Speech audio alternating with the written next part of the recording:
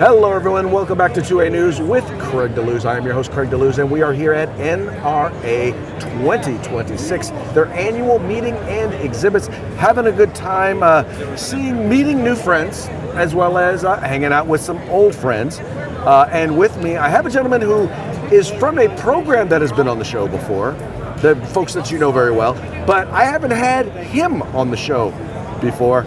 And with that, I want to welcome Mr. Jason Hermon of Arms Room Radio. Thanks, Craig. I appreciate you having me on. Well, dude, I got to tell you, it's a lot of fun. I mean, first of all, I love doing NRA simply because it's one of those things. It's like SHOT. It's like GRPC. It's like we get a chance to meet and hang out with a lot of old friends. It's kind of like well, for me, it's a little different also because I get to hang out with people from America. Yeah. It's like seeing your best friends once a year. Exactly. So, now, how long have you been with Arms Room Radio? Probably, let's see, I measure the amount of years I've been with them based on the number of SHOT shows. So I think this past SHOT show was 4 years. So I started a little bit before then. Okay.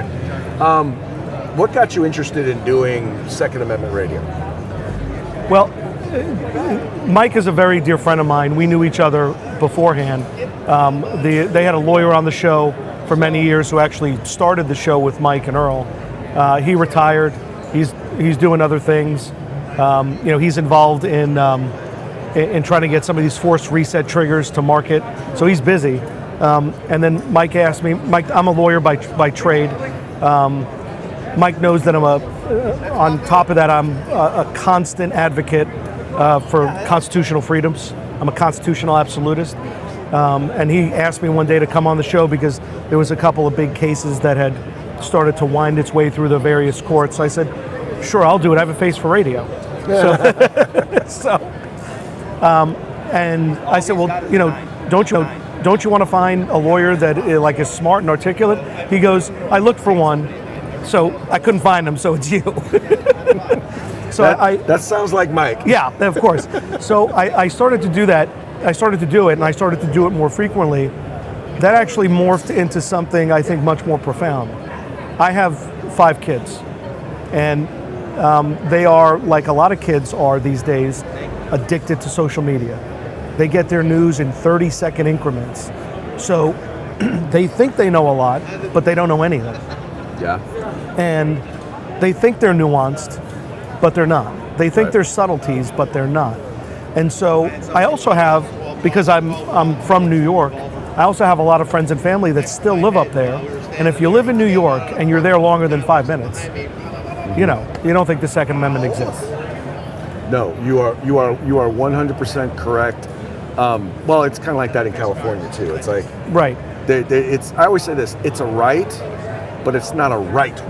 It's like the redheaded stepchild of civil rights. Exactly. So I wanted to find a way, by being on the radio and having a forum and having a voice, to be able to talk to my kids and to talk to my friends and family in a more meaningful way about the Second Amendment than just guns good, guns bad, you're evil, gun violence, there's so many mass shootings.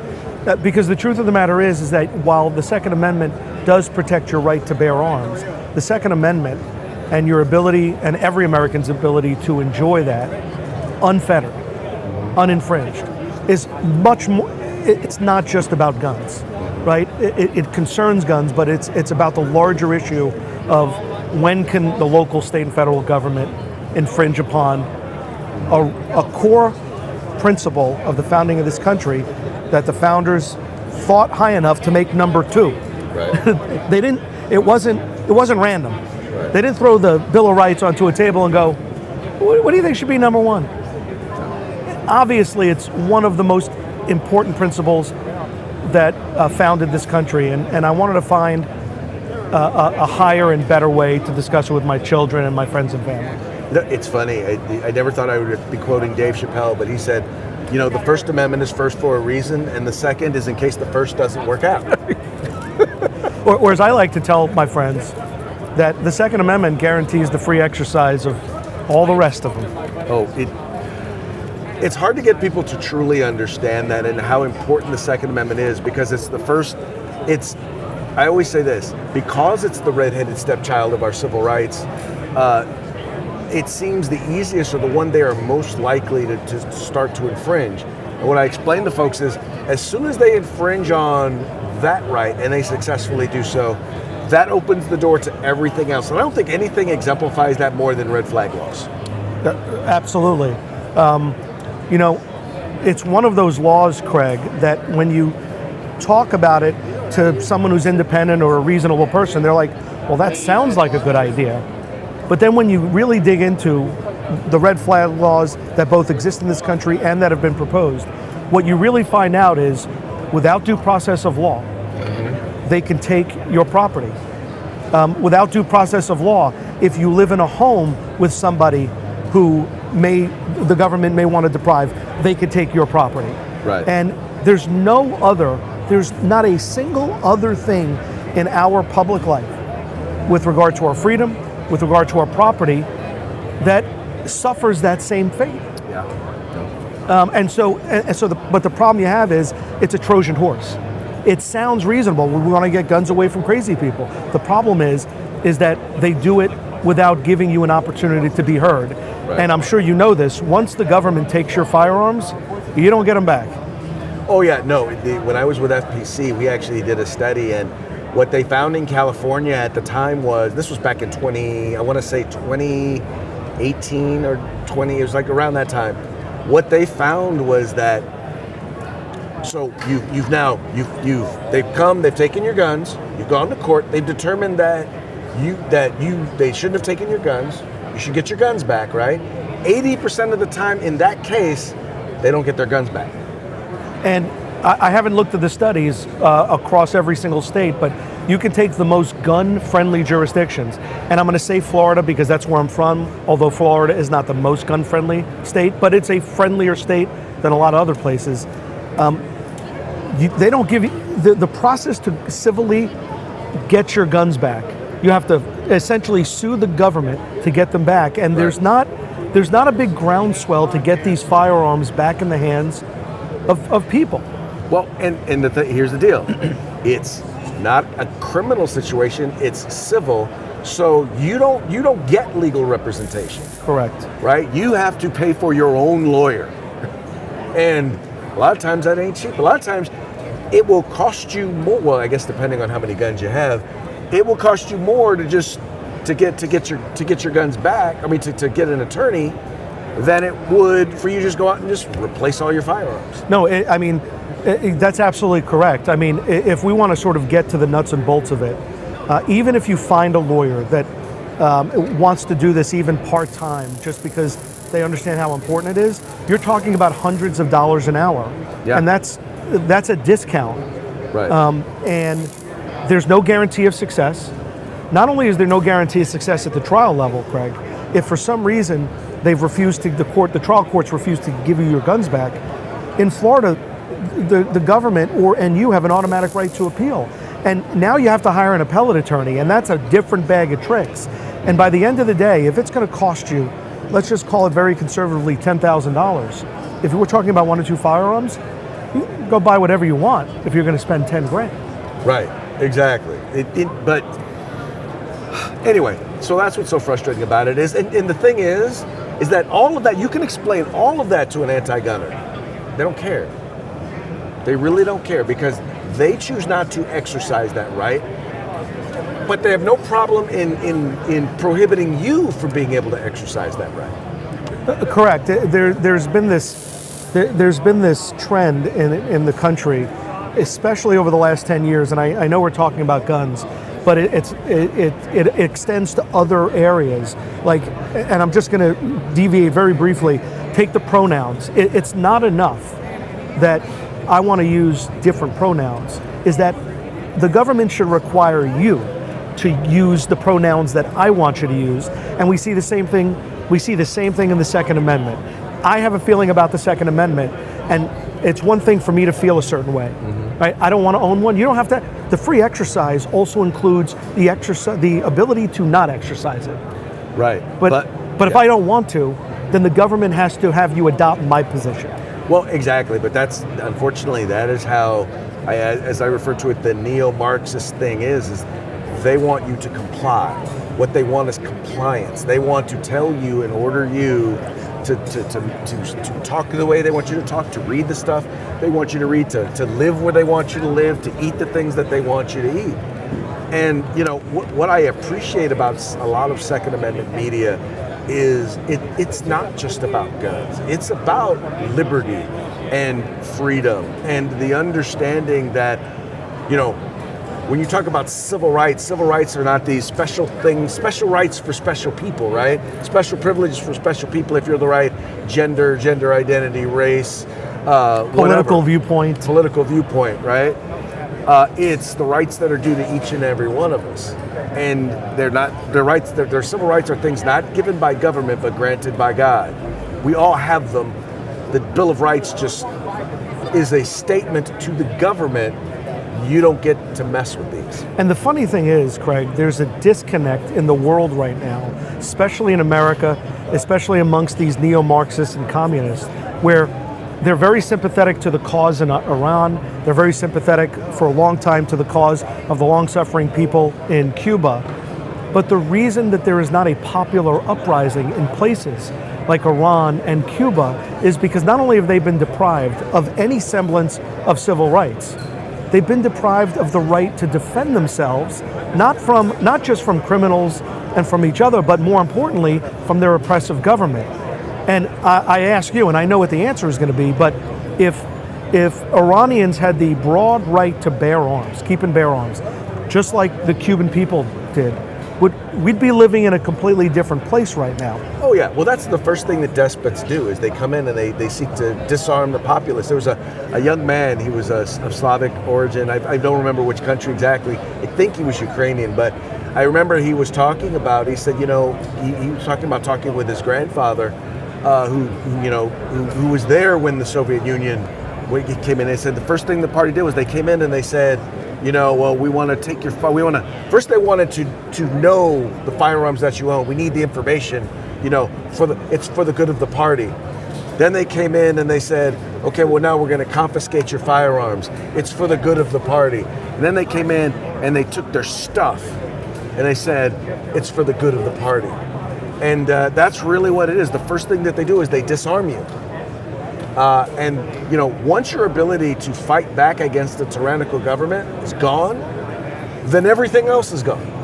Right, and if there was one thing that I would want my friends and my family who don't share some of my political beliefs, I'm talking about those people who use terms like Nazi and fascist to describe our current commander-in-chief. You could feel like that. It's a free country, right? First Amendment. Mm-hmm. But what they don't understand is even if they were correct, and all of a sudden we had a fascist and a dictator in government, there are at least 300 million privately owned firearms, and the citizens who own them, that are not going to stand for that, no matter what letter is next to their name, and that applies both on the left and the right. I had this conversation back in when Trump got elected the first time.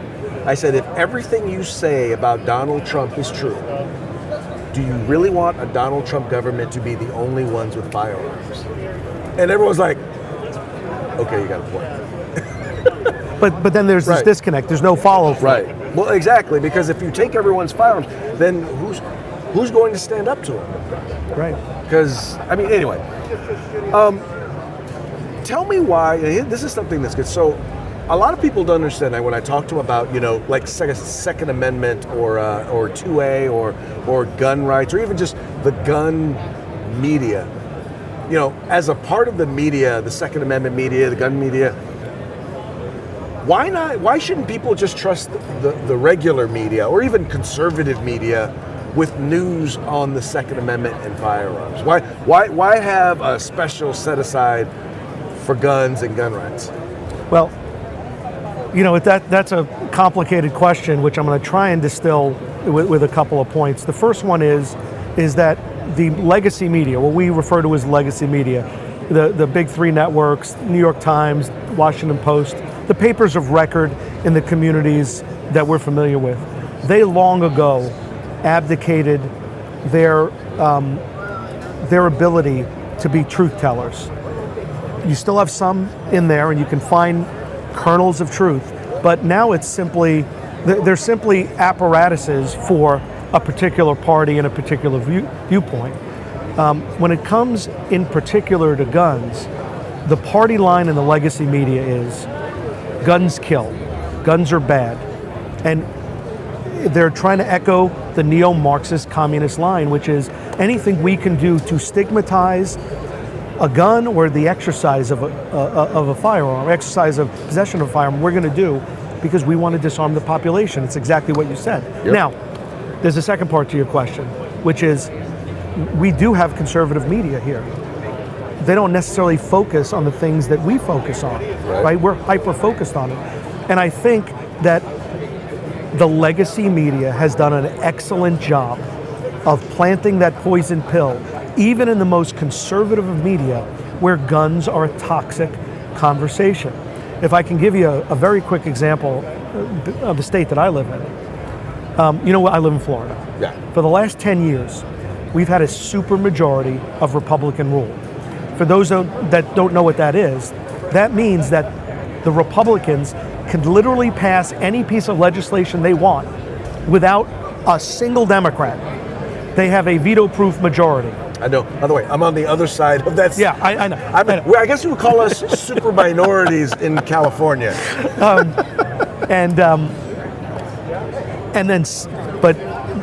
notwithstanding that supermajority, Craig, since Parkland, no denying it's a tragedy, but since Parkland, not only has Florida rolled back some gun rights, but the only piece of gun legislation they have passed that favors the 2A community is constitutional carry. And by the way, even in that circumstance, they had to be carried across the finish line. And the reason is, Craig, is because we're term limited in terms of the state legislature out there. And you know this, and I mean no disrespect by it. If you're a politician, what are you always looking for? Your next job. The next job. Right. And to this day, even in Florida, you can't run on a platform where you supported the expansion of gun rights. There is a blind spot when it comes to the exercise of the Second Amendment. Well, you know, and it's, first of all, let me just say this about term limits. What I saw they did in California initially when they were passed, it was 6 years in the lower house, 8 years in the upper house, and the problem with that was, especially in the lower house, by the time you figured out where the bathrooms were, you know, your first term, you were figuring out where the bathrooms were. Your second term, you kind of had things figured out. You might have some staff who knows what they're doing, everyone knows what they're talking about, because when people first come in, they bring their own people in, then they realize their people don't know crap. So then they got to hire people that know what they're doing. And then your last term, you're now termed out and you're looking for your next job. So I'm not against the idea of term limits, but they need to be longer. They need to be long enough to where you can have a significant amount of time in the middle where you can where you can become an issue area expert and you can do something. But overall, I think term limits, in the end though, like we have this thing called term limits, and they're called elections. And if you don't like someone who's been around for a while, then what you do is you vote them out. And you know this better than most. I'm not necessarily in favor of term limits, because like you, I believe that you have to have a group of people that have institutional memory and institutional knowledge. And the truth of the matter is that in 2026 America, even if you're just running a local jurisdiction, it's hard, man. It's complicated. You can't just get in there, you know, and figure it out after a couple of terms. The people who become the issue area experts are the lobbyists. And the problem is the lobbyists aren't coming in as neutral parties. They have a self-interest. The staff turns over just like the electeds do, right? I mean, I sit on a school board, and I'll tell you, when I first got on the school board, I've been on the school board 21 years. It took me a while to learn all the acronyms, to learn all the players, to understand the history before I was really a truly effective board member. Well, the problem with that is that if you're constantly turning that over, then you're always depending on someone on the outside to come in and give you the information. Like I said, those people are usually biased. right? They're not going to give you the truth, the whole truth, and nothing but the truth. They're going to give you their truth.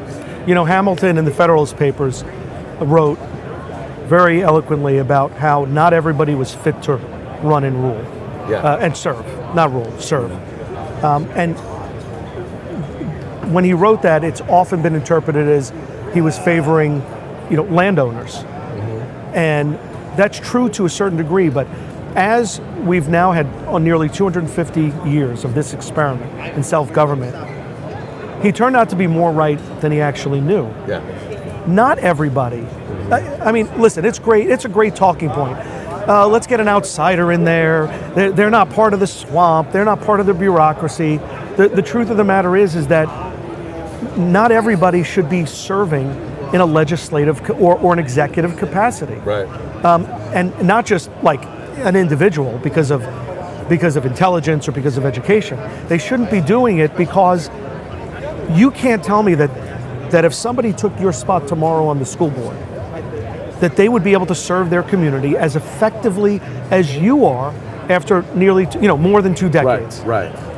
But now, also with that, one of the biggest challenges, and this is one of the reasons why I think people do support term limits, is because after a certain point,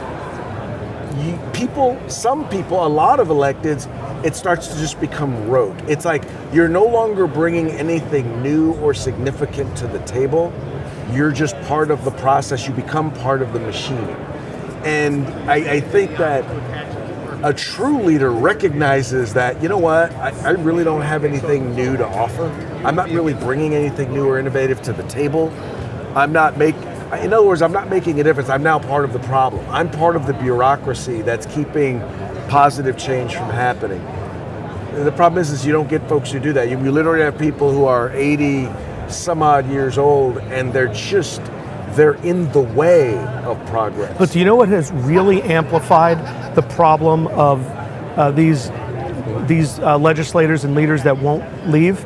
Gerrymandering. That's really amplified the problem. If we could solve the gerrymandering problem, the term limits would take care of themselves. They would happen every 2 to 4 years. Right.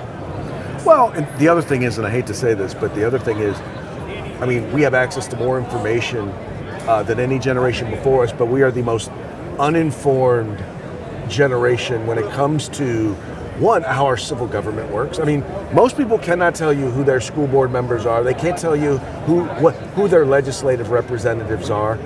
They can't tell you how a bill becomes a law.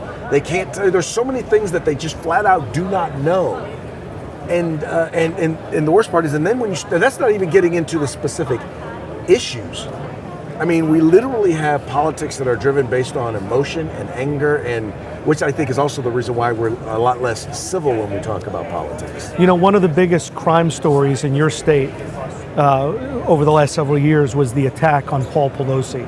I know you remember that. Yes. I know you covered it.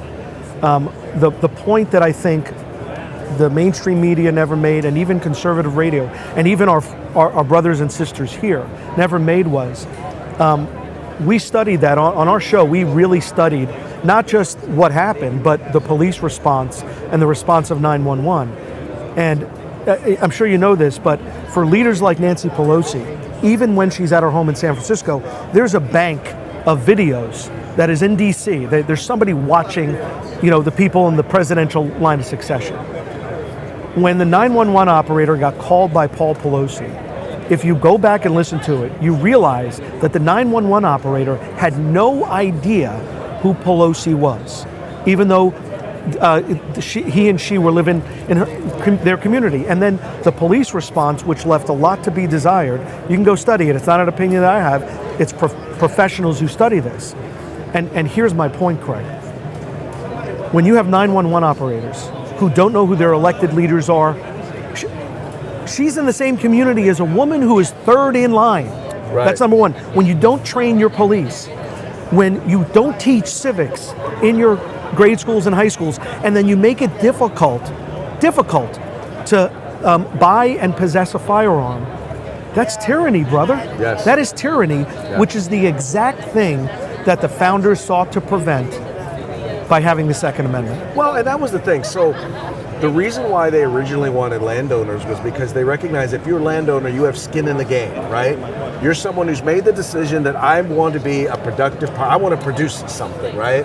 You got to know something. You got to, you know what I mean? You're relatively informed and you have some skin in the game. The challenge that they always had with a direct democracy was that you'd have people who didn't have skin in the game. And they always knew that if once the consumers understood that they could vote to take away from the producers, that would be the end of our democracy. And we're just about there right now. And Washington and Hamilton, above everything else, hated the mob. And the definition of the mob is majority rule, which is why we have a constitutional republic and not 50+1. You know, sir, I could sit here and have this conversation with you forever, and that's why I love hanging out and talking with you. Because not only because you're a good shit talker, because you are, you are. I mean, anybody who can go toe to toe with Mike is definitely a good shit talker. But you know, he's still the all-time champion. He is still the all-time champ. It's his superpower. I don't know. Yeah. It's his superpower. I don't even try to compete with him anymore because every time I think I got him, he one-ups me, like every single time. He's the man. He is the man, the shit-talking man. That's Mike. Do me a favor, just let us know real quick. Let our folks know how can they follow, how can they listen to Arms Room Radio. We're on the Twitter or the X or whatever it's called right now at Arms Room Radio. We have a Facebook page at Arms Room Radio. I interact with our listeners all the time through there, and I always give people my personal number, 407-920-3515. I can't tell you how many texts I've gotten about, hey, can you help me out with this issue, legal issue. I'm a lawyer by trade, or at least people tell me that. And that's the best way to do it. We're on live every Saturday from 3 to 5. Excellent. Now, what are you guys doing here at the show? At the show, we're doing a lot what we usually do, which is like it's shot, which is we're finding people who are influential in the industry. We're also interviewing our fellow podcasters and broadcasters. I know you'll do a couple of hits on the radio. I think it's important that we all stick together and support each other. And then there's some really cool things here at the NRA in terms of products, not just firearms, but optics and different products that support the 2A community. The difference between the NRA and SHOT is that for some reason it's a little bit more accessible because it's SHOT. It's like 2 giant hotels worth of stuff. You just can't see it. You can't talk to everybody. Here, it's a little bit more intimate. There are also consumers here. People are excited to buy the products. So we're here, to talk to influencers, to talk to thought leaders, and to see what the newest, latest, and greatest is. So now you guys, your interviews, I know that it's shot. When you do the interviews, you live stream that, but then you also play them as recorded segments on the show. Correct. We're a live radio show. Yes. So we do 8 to 9 minute hits before we take a commercial break, which is really good because you tell like a politician, hey, I just need you for 8 minutes. They're more likely to do it than I need you on a podcast. And then we'll rebroadcast it about a week later because our advertisers require us. They want their consumers to hear us live. Exactly. Well, good stuff. Well, sir, thank you very much. Appreciate it. I'm looking forward to hanging out. We hung out last night. We'll hang out again for the next few nights. Having a good time. Very much appreciate you, and good luck at the shot. I'm so used to saying it, shot. Good luck at NRA. Same to you. Thank you. All right, folks, that's it for this episode of 2A News with Craig DeLuz. We're going to be back with more interviews, more good friends, hopefully funny stories here from NRA 2026 meetings and exhibits. Once again, I'm Craig DeLuz, your host. I will holler at you later.